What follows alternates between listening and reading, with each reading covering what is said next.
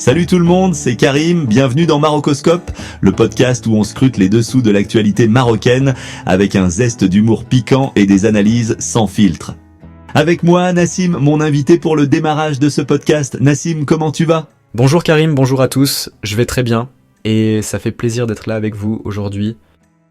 Alors, aujourd'hui, on plonge dans un nouveau scandale qui secoue notre cher royaume. Après les multiples évasions à la frontière de Ceuta, tiens-toi bien, c'est une grande évasion qui fait la une des médias. Ah oui, j'ai vu ça. On parle carrément de milliers de jeunes Marocains qui tentent de passer la frontière. Et apparemment, ce ne sont pas des criminels en cavale, mais des jeunes désespérés, les fameux NEET. Tu sais, ceux qui ne bossent pas, qui n'étudient pas et qui ne sont même pas en formation. Exactement.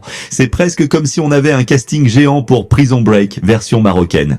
Mais sérieusement, ce qui est vraiment ironique dans cette histoire, c'est que certains médias pro-Algérie, comme toujours, ont commencé à pointer du doigt le Maroc et sa gestion de la jeunesse. Pour eux, c'est carrément une bombe migratoire. Si on les écoute, on pourrait penser qu'on fait exprès d'envoyer nos jeunes à Ceuta pour gêner l'Espagne. Alors là, franchement, c'est risible.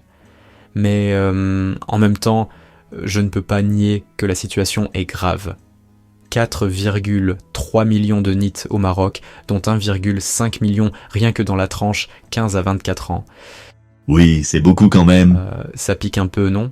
Ouais, c'est alarmant. Et ce qui rend tout ça encore plus ridicule, c'est cette tendance à tout de suite accuser l'Algérie de manipuler nos jeunes. C'est sûr que Tebboune, il a mieux à faire que de créer un groupe Facebook Évasion en masse, frontière Ceuta édition.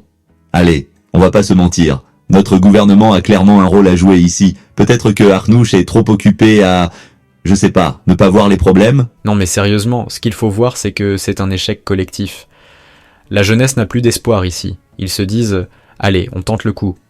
Mais c'est aussi à nous de changer cette dynamique, de proposer des perspectives réelles. Là, on a des milliers de jeunes qui préfèrent risquer leur vie pour une chance de traverser. C'est pas seulement un scandale, c'est un signal d'alarme. Tu sais ce qui est encore plus drôle dans cette histoire ? On critique l'Algérie, mais au fond, on est tous dans la même galère. Ce sont les deux pays qui devraient se serrer les coudes pour trouver des solutions. Mais non, c'est plus facile de balancer des petites piques d'un côté comme de l'autre. Ah bon, c'est le grand jeu du « c'est pas moi, c'est lui ». Mais bon, pour l'instant, ce sont nos jeunes qui trinquent. Des milliers à la frontière, à se dire que le rêve européen, c'est peut-être la solution, alors qu'au fond, c'est surtout le reflet de nos propres échecs. Tout à fait. Mais tu sais, l'espoir est encore là. On a toujours cette chance de redresser la barre. Mais va falloir bouger, parce qu'entre les scandales politiques, les accusations bidons et la situation sociale, on est à deux doigts de nous évader aussi. Mais mentalement cette fois, hein.